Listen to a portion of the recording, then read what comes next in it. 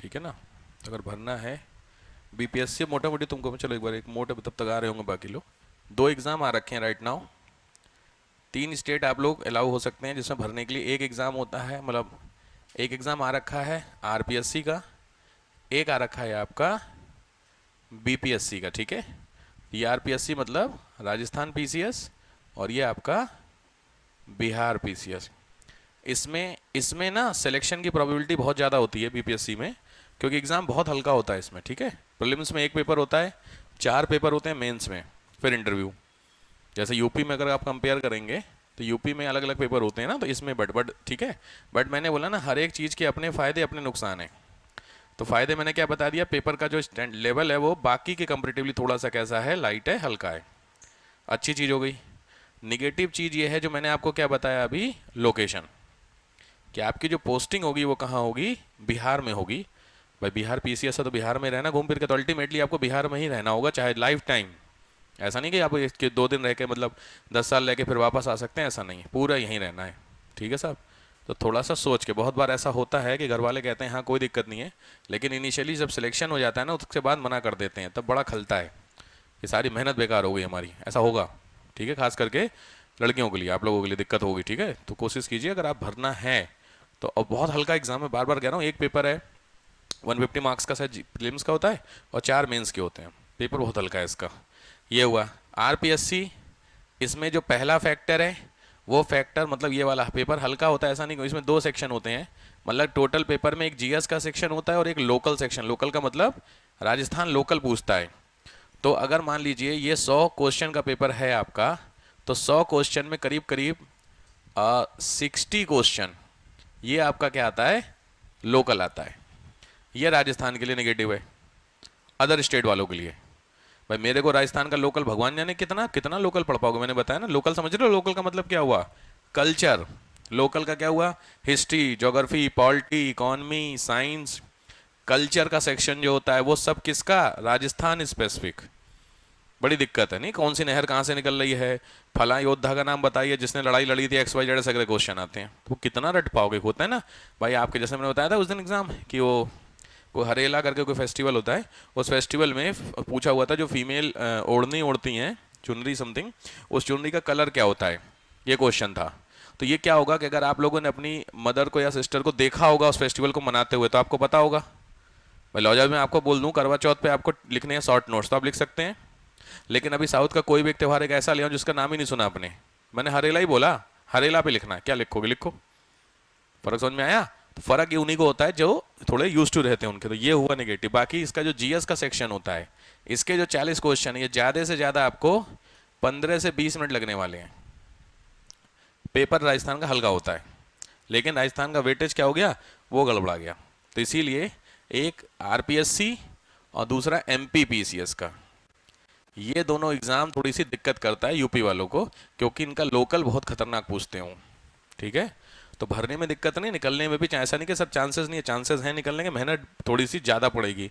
दिक्कत बस ये, क्योंकि लोकल पढ़ने में ना बड़ी बोरियत होती है, इंटरेस्टिंग कुछ नहीं है इसमें। भाई राजस्थान का लोकल पढ़ना है तो इसमें इंटरेस्टिंग क्या होगा, इंटरेस्ट जिसमें नहीं थोड़ा इंटरेस्ट है, भाई वहाँ के कोई नेता है, उन नेता ने क्या किया, फिर उनके लड़के ने क्या किया, फिर उसने क्या किया, यही तो पढ़ना होगा। तो थोड़ा ना बोरियत होती पढ़ते में, समझ रहे हो बात को, ये थोड़ा सा रहता है। बट हाँ, तो 3 स्टेट जनरली मैं प्रेफर कराता हूँ, आप बीपीएससी दीजिए, यूके पीएससी दीजिए और यूपी दीजिए। ये तीनों के होने के चांसेस यूपी वाले बच्चों का काफ़ी बढ़ जाता है, काफ़ी हद तक बढ़ जाता है। ठीक है, क्योंकि इसमें बिहार लोकल नहीं पूछता है, उत्तराखंड का लोकल पूछता है, वो ठीक है उतना नहीं करता है। यूपी का ऑब्वियस जो चल रहा है। ठीक है, 2 स्टेट और बचे आपके, आरपीएससी और एमपीपीएससी। जो लोकल मतलब जो यहीं के बच्चे हैं जिनका होम स्टेट है वो तो फिल करना ही करना है उनको, राजस्थान वालों को और एमपी वालों को अगर कोई है, और नहीं तो अदर स्टेट वालों को ये फिल करना होता है। ठीक है, तो हिसाब सोच लेना, ये दोनों एग्जाम का नोटिफिकेशन ग्रुप में चला गया है, बीपीएससी का और आरपीएससी का। तो देख लो भाई साहब, जब हो जाए मतलब, हाँ अगर भर देना बीपीएससी तो बता दीजिएगा, तो उस हिसाब से बिहार स्पेसिफिक जो नोट्स वगैरह होते हैं वो आपको प्रोवाइड हो जाएंगे।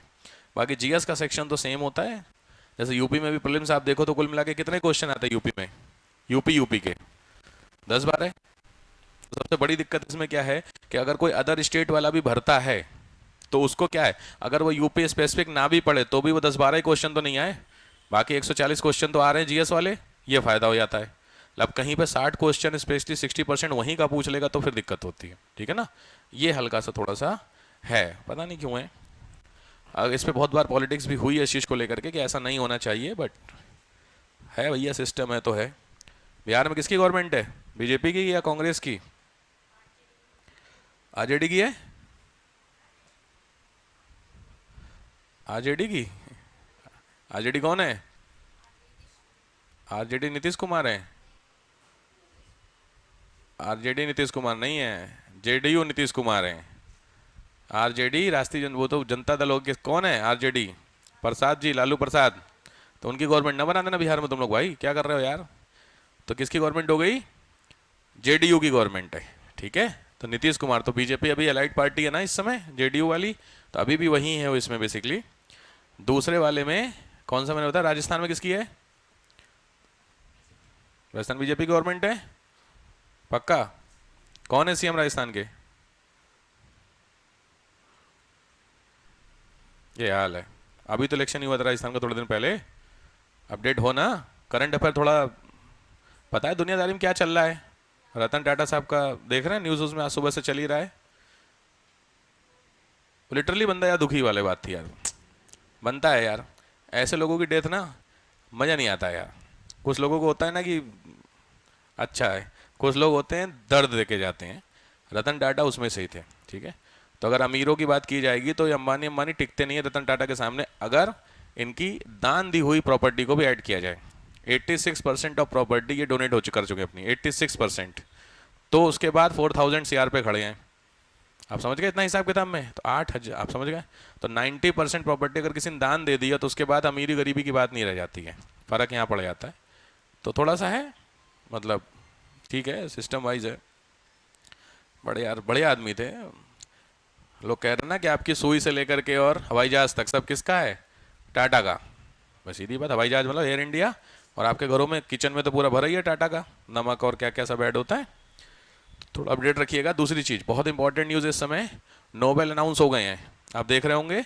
तो सारे नोबेल की लिस्ट बना करके एक जगह रख लीजिएगा, जितने भी नोबेल्स हैं सबकी लिस्ट बना करके एक साथ रखिए, जिन जिन सेक्टर में मिला है, फिजिक्स में किसको मिला है और किस काम के लिए मिला है। मेरी बात समझ रहे हो, वो काम पे क्वेश्चन बहुत बनते हैं। हाँ फिजिक्स में इस पे मिला, केमिस्ट्री में इस पे, मेडिकल में इस पे, सबको मिल रहा होगा ना। पीस में अगर अनाउंस हुआ होगा तो ठीक है, नहीं हो तो होगा भी। तो जिसको जिस सेक्टर में मिला है, ये बहुत काम का क्वेश्चन बनेगा नोबेल का भाई, ठीक है। तो हमेशा नोट कर लीजिए। मैं 3-4 आपको अवार्ड बात छिड़िए तो लिखा देता हूँ, बोल देता हूँ, खाली वो अवार्ड्स कवर करने हैं आपको एक 3-4 पेज पे। पहले होते हैं नोबेल अवार्ड्स, फर्स्ट है आपके नोबेल अवार्ड्स, दूसरे कवर करने हैं आपको ऑस्कर, सेकंड कवर करने हैं आपको ऑस्कर अवार्ड, ऑस्कर, ऑस्कर सुना ही होगा आप लोगों ने। थर्ड अवार्ड जो कवर करने वो हैं नेशनल फिल्म्स, राष्ट्रीय फिल्म पुरस्कार सुने, अभी अनाउंस हुए रिसेंटली, कल ही परसों में मिले ना। बड़ा किसको बैन कर दिया गया, नेशनल फिल्म अवार्ड में एक बंदा आने वाला था ना, उसको देना जाना था, बट उसको मना कर दिया गया ना, उसको मिनिस्ट्री ने बोल दिया कि मत आइएगा, रेप केस में अंदर है ना बंदा। अरे अरे जो कोरियोग्राफर है, जो अभी स्त्री 2 कोई मूवी वूवी आई है शायद, कोई स्त्री वाली, वो सरकटा वाली, उसी में कोई गाना है, उसको कोरियोग्राफ किया है उसने। अरे बहुत फेमस है यार, नाम मैं भूल रहा हूँ, साउथ इंडिया का बंदा है। तो उसने जितने भी अच्छे मतलब कोरियोग्राफ हिट हिट गाने हैं उसको कोरियोग्राफ किया था, उनको बैन कर दिया गया है। अरे नहीं भाई, कौन, सनी देओल? अच्छा हाँ समझ गए, उसका नाम तो भाई बहुत इंपॉर्टेंट है, क्योंकि वो जेल से स्पेशली उसको बेल दी गई थी नेशनल अवार्ड लेने के लिए, स्पेशली बेल दी गई थी। लेकिन जो मिनिस्ट्री ऑफ इंफॉर्मेशन है उसने मना कर दिया कि नहीं, ऐसे लोगों को हम नहीं दे पाएंगे नेशनल अवार्ड, ठीक है। तो उसका नाम जरा खोजिएगा कौन है। अच्छा एक चीज ध्यान रखना, जो नेशनल फिल्म फेस्टिवल होता है, ये नेशनल फिल्म फेस्टिवल मतलब नेशनल फिल्म अवार्ड जो होते हैं, इस फिल्म अवार्ड में ऐसा नहीं है कि केवल ये हिंदी वाले अवार्ड कवर करने हैं, मेरी बात समझ रहे हो। तो इसके अंदर जब आप अवार्ड कवर करोगे तो इसमें आपको सेक्टर्स मिलेंगे। कैसे सेक्टर्स मिलेंगे, like Hindi best movie, best Tamil, best Telugu, best entertaining movie, ऐसे करके बहुत सारे, जैसे भी इसको मिला है दादा साहब फाल्के, मिथुन चक्रवर्ती को मिला है ना। तो समझ गए बात को, तो क्वेश्चन बनते हैं इसमें। आपके लिए स्टैंडर्ड का क्वेश्चन है कि अवार्ड अनाउंस कौन करता है, क्या अवार्ड है वो तो है ही। एक चीज ध्यान रखिएगा, सिविल्स में बहुत अच्छी चीज आपको सिखा दूं मैं, अगर आप कोई भी चीज का फैक्ट्स कवर कर रहे हैं, जैसे वो अवार्ड वाला, तो उस फैक्ट्स के हमेशा ध्यान रखना बैकग्राउंड कवर करना बहुत जरूरी होता है। बैकग्राउंड का मतलब है जैसे आप अवार्ड कवर कर रहे हैं, तो अवार्ड का बैकग्राउंड होता है ये मिनिस्ट्री कौन सी होती है, ये इसका बैकग्राउंड हो गया, ठीक है। दूसरा, इस अवार्ड में क्या क्या दिया जाता है, पैसे दिए जाते हैं या वो नहीं एक शील्ड होती है वो दी जाती है। जैसे एक बहुत फेमस था कि कौन सा अवार्ड में 10 लाख रुपए मिलते, शील्ड नहीं मिलती है। यूपीपीसीएस का क्वेश्चन है, बात समझ में आ रहे हो? ज्ञानपीठ सुने हो? कोई नहीं समझ में आया? कौन सी मिनिस्ट्री है, क्या अवार्ड क्यों दिया जाता है और अमाउंट, बात समझ में आया? ये हुआ इसके फैक्ट्स। तीसरा, हमेशा फर्स्ट एंड लेटेस्ट, समझ में आ गया? अवार्ड पहले सबसे किसी ना किसी को दिया गया होगा और अभी का किसको दिया गया है। ये किसके क्वेश्चंस हो गए? ये इसके क्वेश्चन हो गए अवार्ड्स के। बैकग्राउंड समझ में आ रहा है? तो कभी भी ध्यान रखना, पढ़ाई जब भी करना तो केवल वो फैक्ट्स मत याद करना जो दुनिया याद कर रही है, क्योंकि ये तो पेपर बनाने वालों को भी पता ना किसको मिला तुमने बेस्ट मूवी रट मारी सबकी और एक भी क्वेश्चन नहीं आए। वो गया दौर, एक जमाना होता था जब आते थे, अब नहीं आते हैं भाई। समझ में आया? ये हुए आपके अवार्ड्स। कैसे कोई भी सेक्टर ले लोगे तो उसके बैकग्राउंड जरूरी है कवर करना। तो दूसरा नोबेल हो गया, पहला नोबेल, दूसरा, तीन कितने हो गए? नेशनल फिल्म फेस्ट हो गया। फिर लिखो ज्ञानपीठ, ज्ञानपीठ पुरस्कार, सरस्वती सम्मान, ज्ञानपीठ पुरस्कार, सरस्वती सम्मान, नेक्स्ट ज्ञानपीठ सरस्वती सम्मान, नेक्स्ट व्यास सम्मान, व्यास सम्मान, नेक्स्ट एबेल पुरस्कार, एबेल, ABEL, एबेल, इसको नोबेल ऑफ मैथ बोलते हैं। एबेल, एबेल, एबेल, इस तरीके से लिखते हैं इसको, एबेल, ऐसे, Abel awards. Next Grammy awards, Grammy सुना है? म्यूजिक में होता है ना ग्रैमी। नेक्स्ट वही दादा साहब फाल्के। नेक्स्ट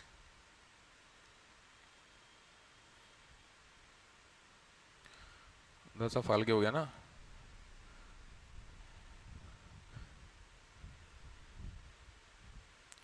ठीक है, अवार्ड तो बहुत है, अवार्ड की कमी नहीं है। अवार्ड तो आपको कम से कम 100 याद करने पड़ेंगे। ये तो वो हैं जो ट्रेंडिंग में रहते हैं, मतलब इसमें से आपको हर साल होगा। हर एक अवार्ड का क्या, मिनिस्ट्री, दूसरी चीज सेक्टर। ज्ञानपीठ पुरस्कार, सरस्वती सम्मान, व्यास सम्मान किस क्षेत्र में दिया जाता है ना, एरिया पता होना चाहिए ना। तो वो कितना पैसा मिलता है, कितना ड्राफ्ट मिलता है, क्या एफिडेविट वाला, बहुत सारी चीजें मिलती हैं। इवन हाँ लगे हाथ वो भी कवर ही कर लो इसी में ही। इंडिया के top honour, top 4 honour, Bharat के चारों अवार्ड जो होते हैं मेजर, भारत रत्न, पद्म विभूषण, पद्म भूषण और पद्म श्री, ये चार अवार्ड आपके।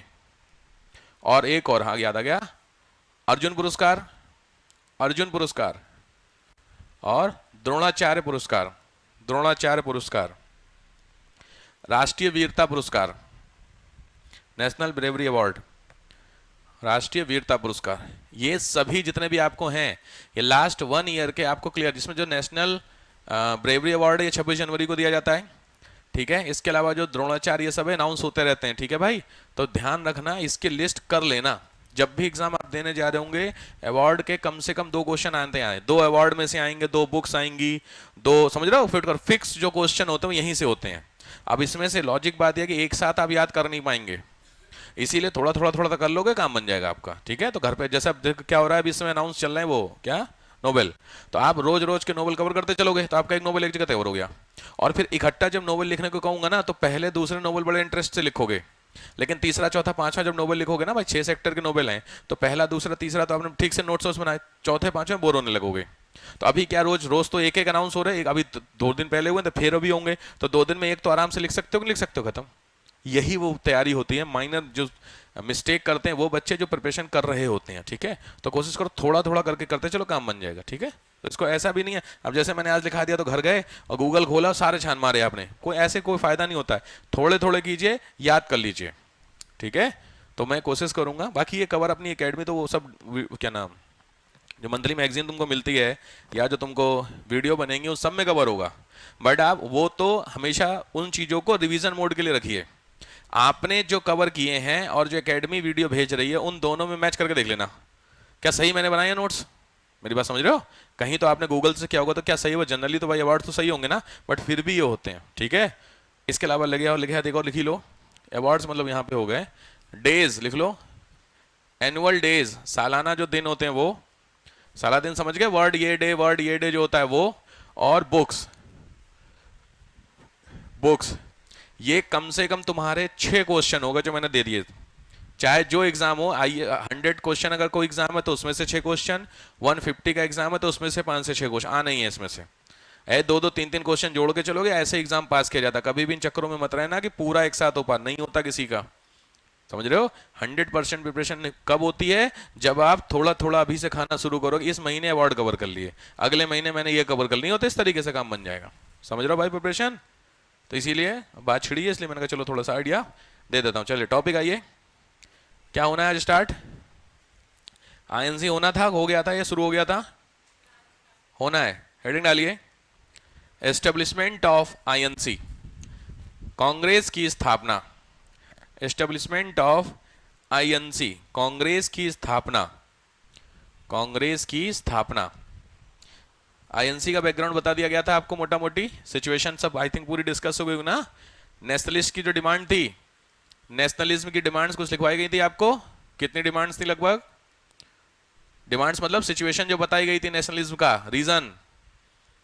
रीजन फॉर इंडियन नेशनलिज्म लिखवाया गया होगा। 15-17 कुछ डिमांड होंगी ना, 13-15 डिमांड्स, 15 डिमांड्स थी, ठीक है। तो 15 डिमांड वो बहुत तगड़ा क्वेश्चन था आपका। तो सीधी बात है, उस समय की सिचुएशन सारी है, उसके बाद से कांग्रेस बनने की जरूरत होती है। तो हेडिंग पहले डालिए इसमें, बैकग्राउंड, पृष्ठभूमि, क्या सिचुएशन थी कांग्रेस बनने से पहले, फिर डिमांड्स आएंगे, फिर कांग्रेस पे आएंगे। पृष्ठभूमि क्या रही है इसमें से ना, ये एक तरीके से आप समझो मॉडर्न हिस्ट्री आपके यहां से प्रॉपर स्टार्ट हो गई है और लेट मॉडर्न में हम पहुंच गए हैं। लिखो, during the 19th century, during the 19th century, 19वीं सदी के शुरू से ही a lot of institutes were set up, कई सारी संस्थाओं का गठन हो चुका था। A lot of institutes were set up, कई सारी संस्थाओं का गठन हो चुका था।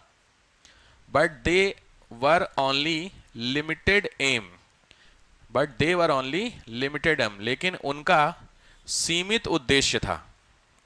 सीमित उद्देश्य, लाइन का मतलब समझ में आ गया। मैंने आपको पीछे बहुत सारे इंस्टीट्यूट बताए थे, उन सभी इंस्टीट्यूट का जो एम था वो फिक्स था। मद्रास नेटिव सोसाइटी तो मद्रास लिमिटेड हो गया, कुछ याद आ रहा है, ये डिस्कस हो चुका था ना। अब लैंड होल्डर सोसाइटी भी किसकी होगी, लैंड होल्डर्स की होगी, तो लिमिटेड समझ गए, ये वो बात मैं कह रहा हूं। आफ्टर 1850, 1850 के बाद 50, बाय द डेवलपमेंट ऑफ, कई सारों के विकास के कारण, these institute converted into all India structure, these institutes were converted into all India structure, इन संस्थाओं ने अखिल भारतीय स्वरूप लेना शुरू किया। इन संस्थाओं ने अखिल भारतीय स्वरूप लेना शुरू किया।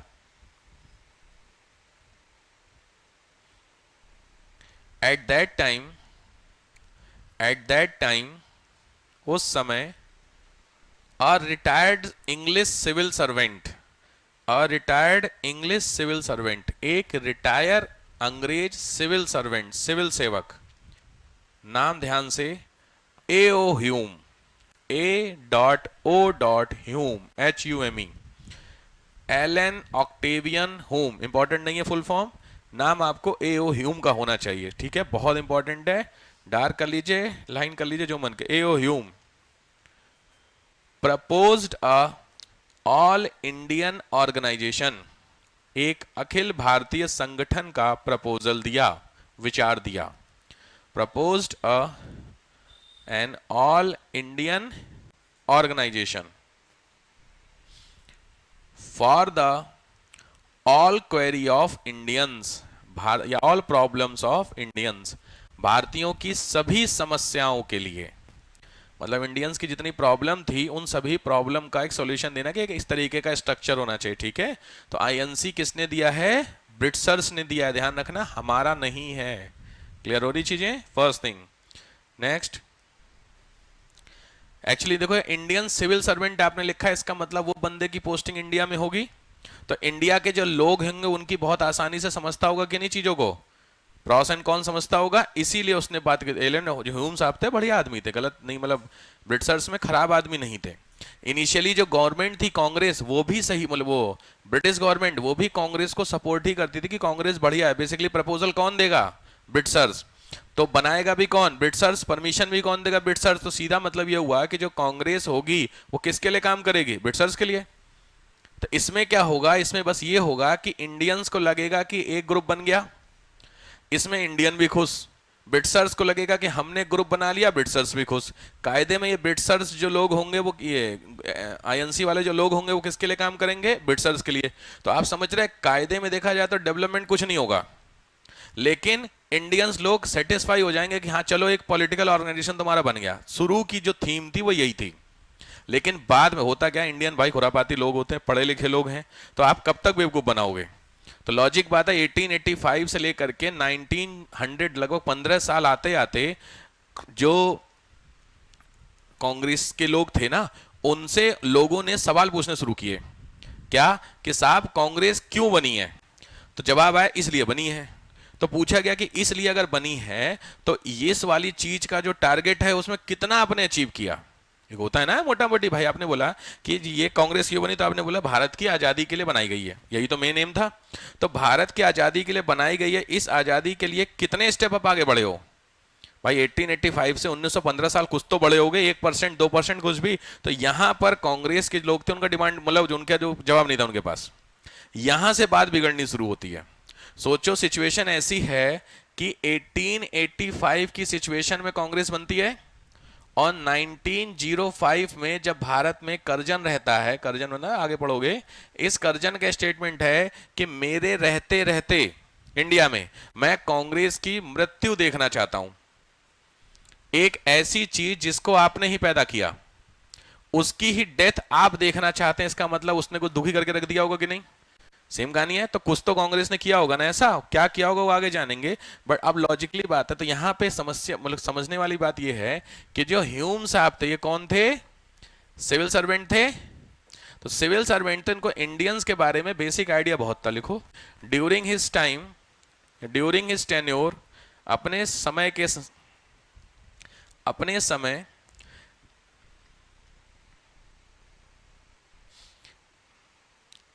he had enough information about Indians problem, उन्हें भारतीय लोगों की समस्या भली भांति आती थी, जानते थे। he had enough information about Indians problems, भारतीयों की समस्या से भली भांति परिचित थे, अवगत थे, जानकारी थी। That's why he set up this institute, इसीलिए उन्होंने इस संस्थान की स्थापना की। That's why he set up this institute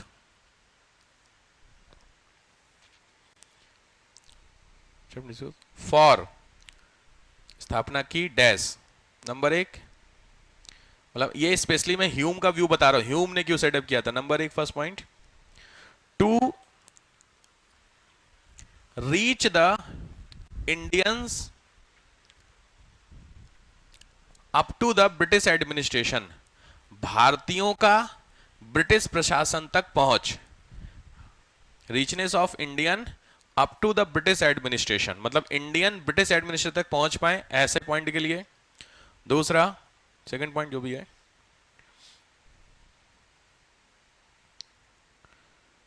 British government, British administration, British प्रशासन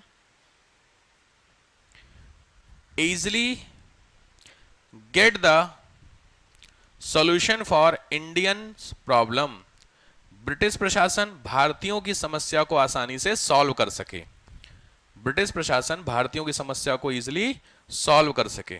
ठीक है, तो यहां पे एक तरफ है आपके इंडियन और एक तरफ है आपके ब्रिटिशर्स। ठीक है, ध्यान से। तो इस तरीके का एक बीच में इंस्टीट्यूट सेटअप हुआ, जो इंस्टीट्यूट इंडियंस की प्रॉब्लम को सुनेगा और इस प्रॉब्लम को कहां तक पहुंचाएगा, ब्रिटिशर्स तक। मतलब ये इंडियन सीधे ब्रिटिशर्स तक नहीं जा पाएंगे, जो कि पॉसिबल भी नहीं था। सीधे सीधे आप, मैंने उस दिन भी आपको चीज समझाई थी ना कि सीधे डीएम से शिकायत नहीं करोगे ना, तो वही चीज है। तो सीधे सीधे तो वहां पे भी इशू था कि वहां पे आप नहीं कर सकते हैं। ठीक है, खैर ये चीज क्लियर हो गई ना।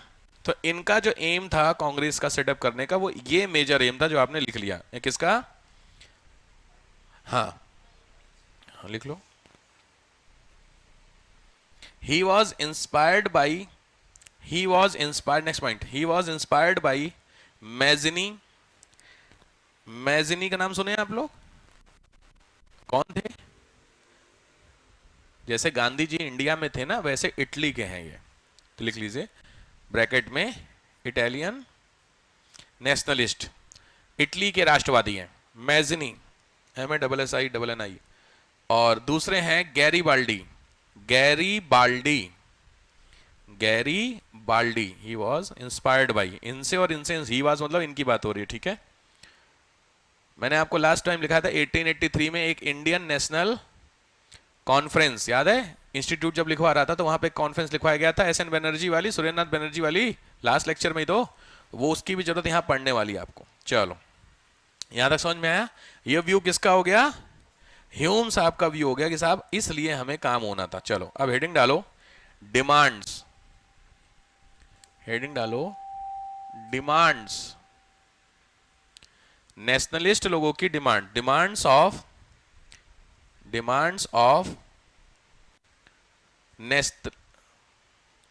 Nationalist before Congress. कांग्रेस से पहले की कौन कौन सी डिमांड है, फिर कांग्रेस आ जाएगी तो उसके आगे की डिमांड आएगी। नेशनलिस्ट की डिमांड्स कौन कौन सी थी?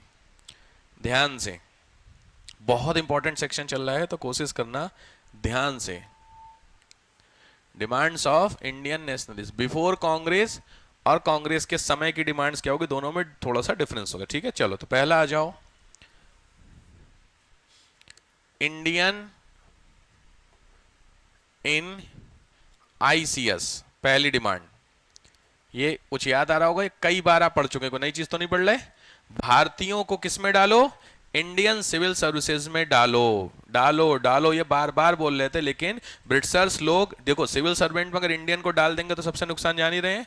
डिसीजन किसके हाथ में आ जाएगा? DM के हाथ में सब कुछ है। तो अगर DM की पावर किसके हाथ में दे दी गई? इंडियन को दे दी गई, तो सारा खेल किसका होगा? Towards Indian. तो ये डिमांड कभी फुलफिल हुई नहीं है, आखिरी तक ऐसे ही चलता रहा, अंत में हम आजाद हो गए, तब जाकर के डिमांड्स मानी गई आपकी, ठीक है। बहुत कुछ ना कुछ ऐसी कंडीशंस डाल दी, उस कंडीशंस के हिसाब से बहुत कम इंडियन थे जो ICS क्रैक कर पाए, ठीक है। जानबूझ करके कुछ इश्यू था, वो भी पढ़ेंगे। दूसरा सेम कहानी, इंडियंस। सेकंड होगा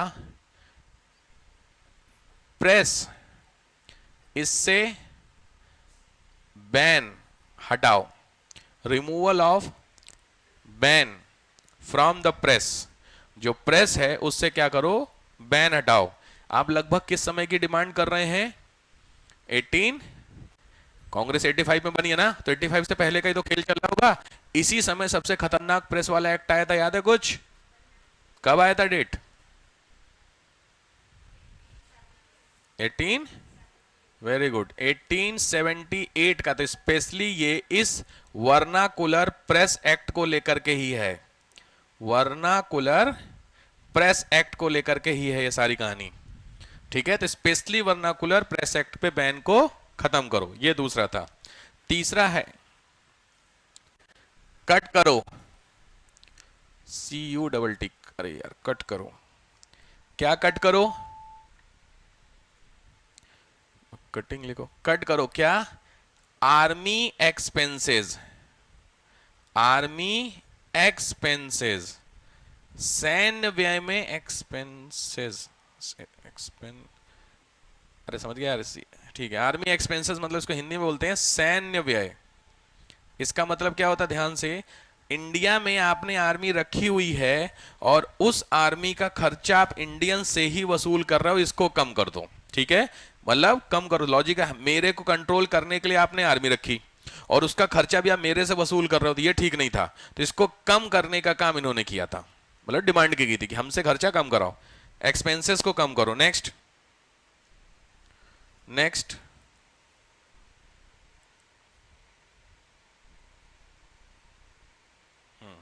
आर्मी एक्सपेंसेस को कम करो। नेक्स्ट आइए, इंपोर्ट ड्यूटी बढ़ाओ। क्या लगता है? इंपोर्ट ड्यूटी हिंदी में क्या बोलेंगे इसको?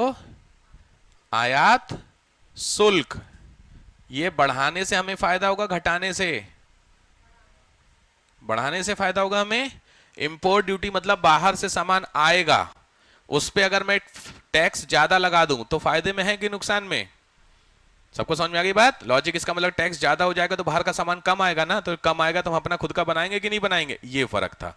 तो इंपोर्ट ड्यूटी को क्या कर दो, इंक्रीज करो, आयात शुल्क को बढ़ाओ। स्पेशली ब्रैकेट में लिख लो टेक्सटाइल, वस्त्रों पर, स्पेशली टेक्सटाइल पर, वस्त्रों के ऊपर इंपोर्ट ड्यूटी बढ़ा दो। नेक्स्ट, मैंने आपको लास्ट टाइम भी बताया था इल्बर्ट बिल वाला इश्यू, कुछ याद आ रहा? ये तो कब हो गया होगा ना इल्बर्ट बिल शायद ना, ठीक, इल्बर्ट बिल वाला issue, Ilbert bill issue. Next, जो भी नंबर अपना लिखते चलेगा, मैं इधर लिख दे रहा हूं, हटा ही दे रहा हूं। नेक्स्ट, मैंने आपको बताया था इंडियन आर्म्स एक्ट भी शायद कुछ बताया था डलहौजी के समय का। इंडियन लिखिए आर्म्स एक्ट, भारतीय शस्त्र अधिनियम, इसके अंदर भी चेंज, इसके अंदर इंडियंस जो लोग होते थे ना, वो कोई भी हथियार नहीं रख सकते थे। तो इस एक्ट को खत्म करने की बात हुई, तो लिख लो एंड करना, रखना चाहो इसका मतलब जरूर लिख लो, to kept a weapon by Indian, भारतीयों द्वारा हथियार रखना, मतलब ब्रिटिशर्स लोग रख सकते थे, इंडियन लोग नहीं रख सकते थे। तो इसके लिए भाई साहब डिमांड की गई थी कि गलत बात है, हमें भी हथियार, जैसे इस समय आप हथियार रख सकते हैं अपने घरों में, एनी वेपन रख सकते हैं, कंडीशन है कुछ, लाइसेंस अगर आपके पास है। तो उस समय ना इंडियंस को लाइसेंस दिया नहीं आता था, जैसे यूपी में इस समय लाइसेंस बंद है, अभी यूपी में वेपन के लिए लाइसेंस अवेलेबल नहीं है। लाइसेंस कौन देता है गन के लिए? डीएम, डीएम के हाथ में अथॉरिटी होती है लाइसेंस को रिलीज करना, ठीक है। तो अभी यूपी में पिछले 5-6 साल से ना लाइसेंस नहीं दिया जा रहा, बहुत काफी कुछ हो रखा है इशू, ठीक है। दिए। नेक्स्ट, सेम कहानी, ड्यूटी होनी चाहिए किसकी, लिखो ड्यूटी होनी चाहिए किसकी, वो है गवर्नमेंट की। क्यों होनी चाहिए, मतलब कब होनी चाहिए, तो टाइम है नेचुरल डिजास्टर, कुछ याद आ रहा, प्राकृतिक आपदा के समय it is the duty of the government to help the people of India. भाई याद है, समझ गए होगे यार, वही फेमाइन वेमाइन वाला ना, ठीक है। और ये एक इंपॉर्टेंट पॉइंट था कि जो ब्रिटिश लोग हैं, ब्रिटिश पीपल हैं, Britishers, they get to know, उनको भी पता चले क्या, इंडियंस सिचुएशन, भारतीय लोगों की समस्या। ये क्या पढ़ रहे हैं, इन सब चीजों से कुछ होना था नहीं, बट ये डिमांड है। ब्रिटिशर्स को अगर हमारे बारे में पता चलेगा तो इससे क्या होगा, ब्रिटिशर्स को इंडियन की सिचुएशन के बारे में पता चलेगा तो क्या पॉसिबिलिटी है, एक्सप्लॉइट करेंगे कौन, वो तो कर ही रहे थे। यही चीज तो ब्रिटिशर्स के लोगों को पता होना था। ब्रिटिशर्स का मतलब क्या हो, ब्रिटिश पीपल लिखे हो ना, तो मतलब जो ब्रिटेन के लोग हैं उनको इस बारे में पता लगना चाहिए कि इंडिया के साथ क्या हो रहा है, इससे क्या फायदा होगा, हाँ बिल्कुल। तो ब्रिटिश में सिंपैथी जनरेट होगी, और वो सिंपैथी के बाद वहां की जो गवर्नमेंट होगी उसके ऊपर प्रेशर पड़ेगा कि इंडियन के साथ ऐसा मत करो, नहीं करो, नहीं करो। हो सकता है उस प्रेशर के कारण ही ब्रिटिश गवर्नमेंट जो इंडिया में थी वो थोड़ा सा रिलैक्स कर दे, कुछ ऐसा था, होना कुछ नहीं था सब बड़ा अच्छा। उसमें देखे मूवी देखेगा लीजेंड ऑफ भगत सिंह, उसमें जब ये जो भगत सिंह होते हैं, जब ये वो स्ट्राइक कर रहे होते हैं ना, हंगर स्ट्राइक, तो वो सीन याद कीजिएगा, वहां देखिए सब लोग डाइनिंग टेबल पे बैठे हुए हैं और सबकी प्लेट में चिकन और सब रखा हुआ है। तो वहां पे एक लेडी पूछ रही है खाते हुए चिकन को कि साहब कितने दिन से उनकी भूख हड़ताल चल रही है। तो वो जो पीछे इंडियन वो कांस्टेबल रहता है वो क्या कहता है, पिछले 10-15 दिन से भूख हड़ताल चल रही है। बहुत सही सीन है, तो भूख हड़ताल चल रही है और ये मतलब उसको चुई कर रही है, जो ले लिया उसको चबाते हुए पूछ रही है, यार ये तो गलत बात, भूख हड़ताल इतनी नहीं करनी चाहिए थी। कोई नहीं, कोई समझ, आप समझ रहे हैं डिस्कशन किस समय हो रहा है, डाइनिंग टेबल पे बैठ के हंगर स्ट्राइक की बात की जा रही है कि हम उनके साथ सिंपैथी दिखा रहे हैं। ये सिंपैथी हो रही है, खुद का पेट भर लिया गया तो फिर कहे कि हंगर स्ट्राइक वालों को कभी उनके साथ बैठो जाकर के, तब समझ में आएगा ना सिंपैथी क्या होती है। तो बट इनको ऐसा लगता था कि हम ऐसा करेंगे तो ब्रिटिशर्स जो होंगे वो हो सकता है क्या कर जाएं, थोड़े से सुधर जाएं, ऐसा इनका मानना था। किसका, कांग्रेस के पहले वाले लोगों का।